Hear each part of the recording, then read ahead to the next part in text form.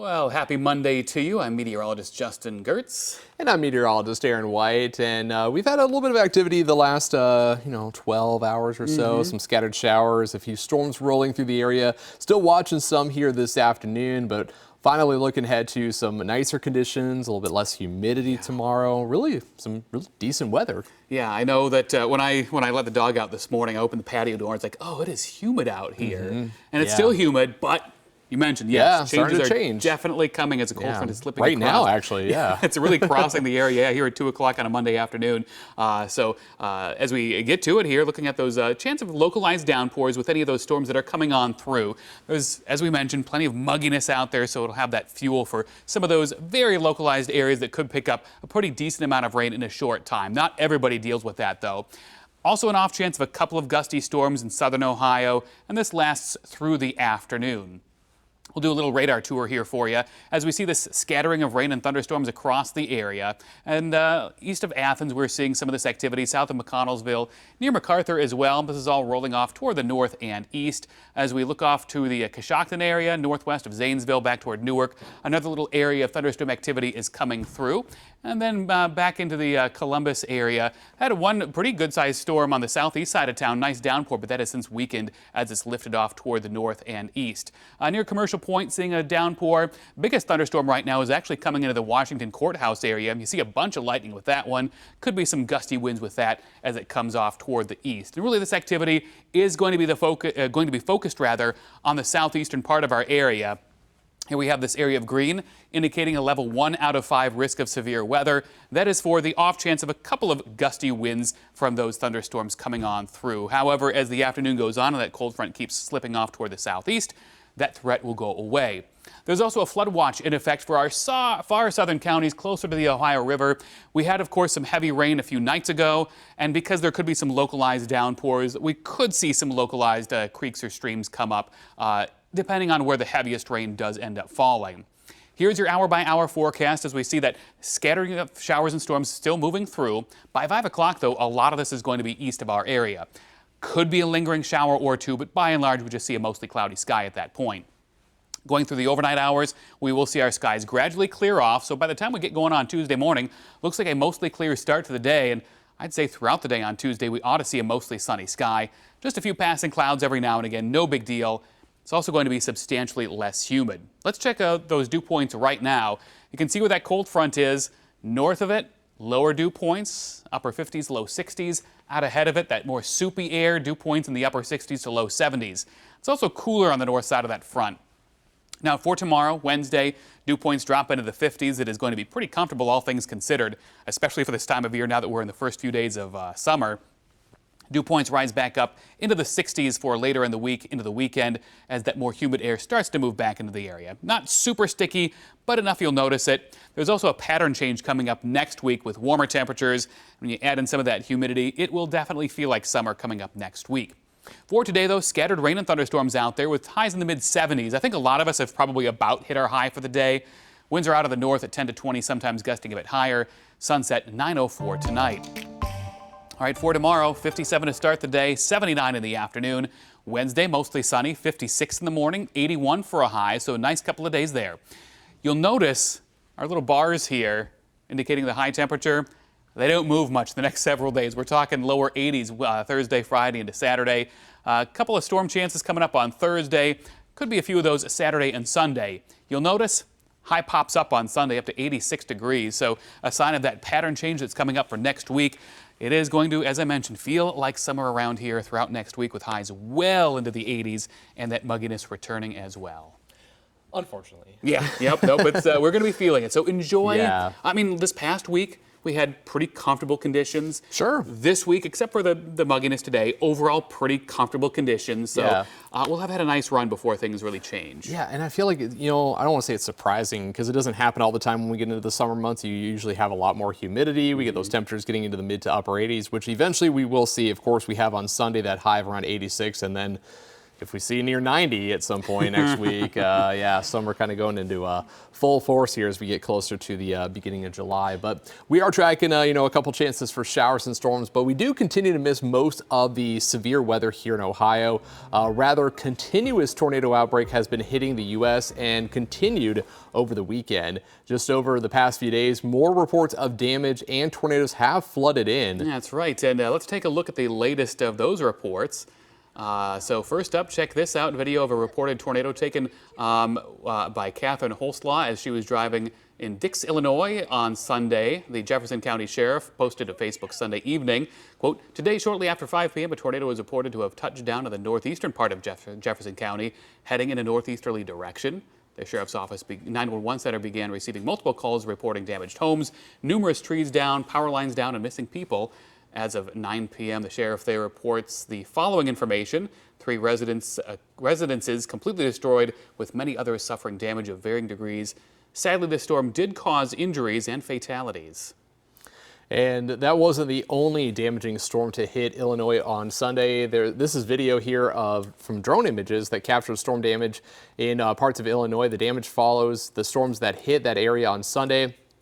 No information about the extent of the injuries was provided at this time, but still some pretty significant damage. Then across the border into Indiana, a shopping center was damaged in a storm near State Road 66 and State Road 261. Damage includes an air conditioning unit blown off the roof of the shopping center into the parking lot. Other roofing materials were also blown down onto a couple of cars in that parking lot. No injuries reported in that shopping center during the storm. All right, moving back to the southwest, severe storms hit Canadian County, Oklahoma early Monday morning. El Reno was among the neighborhoods that saw the most extensive damage to homes. The video here shows some of that damage. Thankfully, there have been no reports of any injuries there. And just north of there in Kansas, emergency crews responded to the report of a building collapse at 125th Street and North 135, actually around 2:15 on Sunday. This is actually around the Wichita area. One of the Sedgwick County people there actually said a lineman working on power outages called 911 to report that a home had been blown off its foundation. National Weather Service would eventually classify this as an EF2 tornado. Yeah, that last storm would unfortunately prove to be a fatal one as well. With more on that damage, here's Jordan Tovar reporting from Sedgwick County, Kansas. It was just yesterday that this field behind me here was completely empty, save for the soybeans that had just began to sprout for the season. But after last night's events, the house that was across the street from the field scattered about the area, killing a man in the process. The National Weather Service confirms an EF2 tornado touched down in Sedgwick County around 1:15 a.m. They also say the home of the man who died was the one that took the worst of the damage, with debris flung for miles. The man's family tells me his first name is Rick. They describe him as someone who went to church, and one of his favorite hobbies was disc golfing. Rick was one of 3 brothers and a father to 5 kids. His kids had plans to spend Father's Day with him. Now his family out Sunday morning where his home was on this Father's Day, clearing debris of a life left behind. A life remembered. In Sedgwick County, Jordan Tovar, 12 News.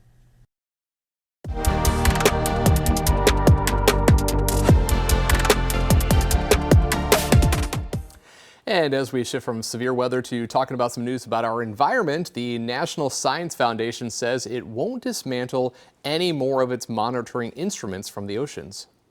And over the past 10 years, the organization has deployed about 900 devices deep into the waters off the Atlantic and the Pacific Oceans. Now, the project has cost nearly $400 million. Last month, the foundation announced it would begin pulling up the equipment arrays in a descoping of its network.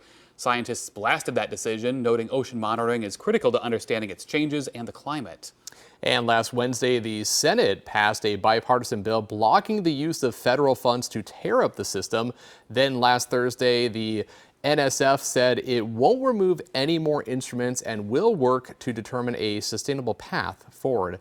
The foundation also promises to put back in place the equipment that had been removed off the coasts of Oregon and Washington. In other environment news, researchers say climate change is altering where mosquitoes can survive and spread viruses. Scientists in Scotland have found a mosquito-borne virus called Usutu in wild birds for the first time. And experts say the country's normally cool climate used to make it hard for mosquitoes and the viruses they carry to survive. But warmer, wetter summers are now changing that balance. We see several cases in other parts of mainland Europe, not so far away from where we are in the UK, where Isutu is the knock on the door before you get more serious diseases a few years later. And while the risk to people remains low, the Usutu virus, actually originally from Africa, is seen as a warning that warming temperatures could help mosquito-borne diseases spread into new regions. All right, here's how to keep your family safe this summer with mosquito-borne viruses turning up in new places. Experts say defense starts in your backyard. Dump any standing water in flower pots or gutters to stop mosquitoes from breeding. When you're heading outside, make sure to wear long sleeves and remember to always use a bug spray with DEET. And now moving into a different kind of insect. Most of us only picture honeybees buzzing about in grassy fields or hillsides. But did you know they have city cousins? CBS LA's Kara Finstrom caught up with a beekeeper going to new heights to help keep them safe and thriving. This honey has true LA flavor. An urban queen and her honeybees are making it in a hive atop a shopping mall. We'll just get you kind of protected with the jacket. We suited up with master beekeeper Nicole Palladino so we could head into this secure area at Westfield Century City. Hi, girls. So they're all girls? Yes, about 96% of a hive. Decades ago, this conservation biologist became worried about the fate of the tiny but mighty workers. They pollinate 70+% of our food supply. And so over the years, practices like pesticide use and people killing the bees has really taken a toll. Bees have also left cityscapes because it's hard to find safe hive spaces. So Palladino is working with the international company Alveol, which creates urban beehives.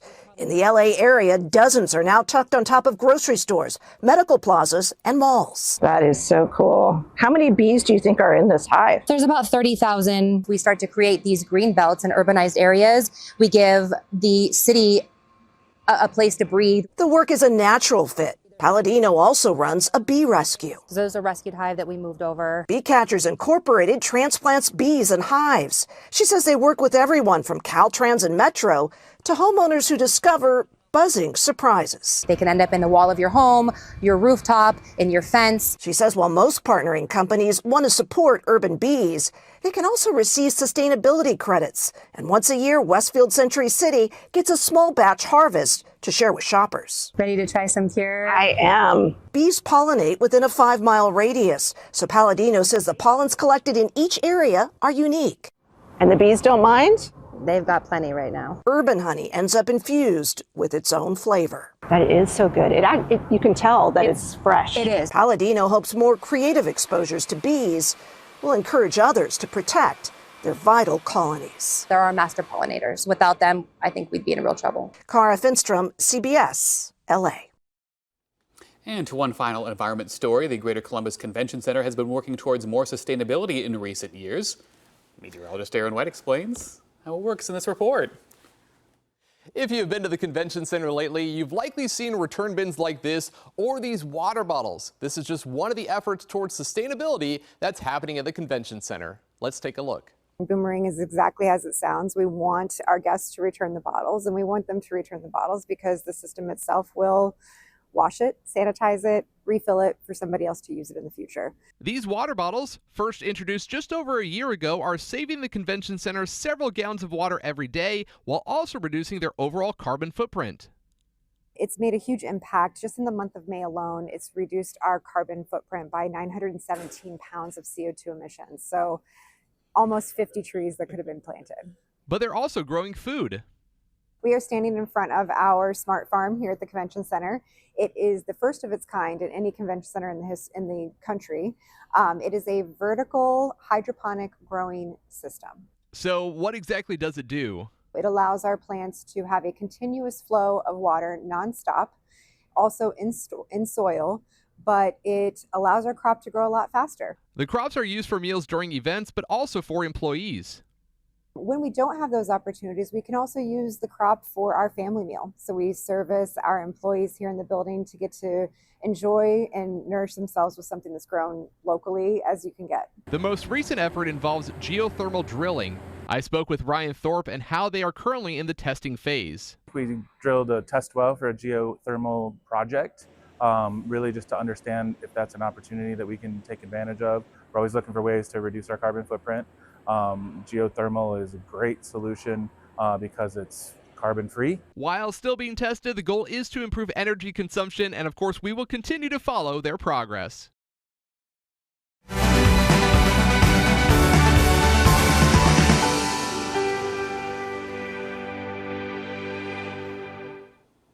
And yeah, some really cool stuff happening there at the convention center. But we also continue to get a closer look at this afternoon at our nation's 250th anniversary. And that means it's time for another look back at how weather has changed history. Evan Stewart with our sister station WVEC is taking a look back to more than 60 years ago when one of the most destructive coastal storms in our region's history parked itself just offshore and refused to leave. In early March 1962, Hampton Roads was hit by a storm that simply refused to leave. The Ash Wednesday storm moved in on March 6th and then stalled just offshore through March 8th. Instead of racing up the coast like most winter systems, this powerful nor'easter parked itself in the Atlantic. And that allowed strong northeast winds to push water into the Chesapeake Bay over and over and over again. Each high tide stacked on top of the last. That's why it became known as the Five Highs storm. At Sewell's Point in Norfolk, water levels surged to about 7.22 feet above mean low water, one of the highest tide readings ever recorded there. But it wasn't just the peak tide, it was the repetition of high tide after high tide that rolled in with almost no relief. Along the coast, beaches and dunes were torn apart from Virginia Beach to Buckrow Beach and down to the Outer Banks. Over 60 buildings were destroyed. The storm's power was also felt at the mouth of the Chesapeake Bay, where rough seas reportedly knocked over a massive pile driver during construction of the Chesapeake Bay Bridge Tunnel. It remains one of the most relentless coastal storms in our region's history. All right, finally today, let's check out some new video into 10 TV. First up, check this out. On Saturday, Sublette County Sheriff's Office released a video taken by one of their sheriffs of a landspout forming in Big Piney. Yeah, I mean, I feel like there's just been so much activity recently, of course, with the landspout. We've had all the severe weather in the Midwest recently. And despite the imposing looks, these storms aren't as dangerous as usual tornadoes, as they are usually weaker, with rotation forming near the surface and not being supported aloft. But still, you should always seek shelter if you happen to see one. But definitely just kind of a wild sight. And, you know, of course, when you get closer to like the ocean, when you get those sea breezes, you can start to get some more water spouts offshore. And sometimes they can move on land, but usually are not anything to worry about. But even the same thing with landspouts, usually not that strong, but of course still something to be concerned about. Yeah, kind of get that spin near the ground that the shower or storm, I mean, literally a shower can do it, can just kind of stretch it upward and do that sort of number for it. But certainly an interesting video there. Of course, in Wyoming, you can get a nice long distant view of it. Yeah. All right, finally today, the world's largest kite festival had 25,000 kites up in the wide sandy beaches of somewhere in Denmark that I'm not even going to try to pronounce. It's a small Danish island off the North Sea coast.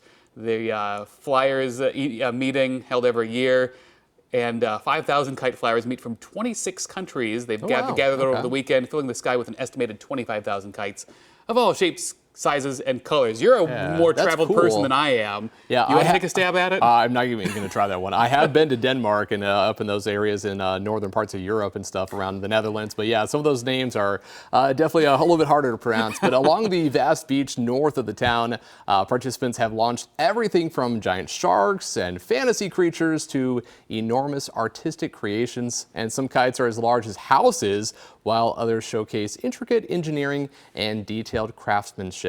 Combination of steady coastal winds and expansive open beaches have made the island one of the world's leading destinations for kite flying more than 4 decades, attracting people just from all across the globe. So really cool, and just to see, I mean, let's look at that video there. I mean, just so much color, so many cool kites out there. Well, it's so far north too. I wanted to joke like, oh, that video was taken at midnight or something, but not Right, quite the yeah. case. But I always think of those areas as being more like cloudy and whatnot. But it was really cool to see just how bright the sun was on that breezy day. Yeah, it's probably one of those rare days where you just get those perfect conditions, and sure enough happened for their kite festival. And we're going to get some better conditions in our forecasts tomorrow. Yeah. So coming up later on this afternoon, Chief Meteorologist Chris Tomer is in with the latest forecast, tracking the showers and storms this evening, but again, the sunshine for tomorrow. So until then, you can catch more news and weather online as always at 10tv.com.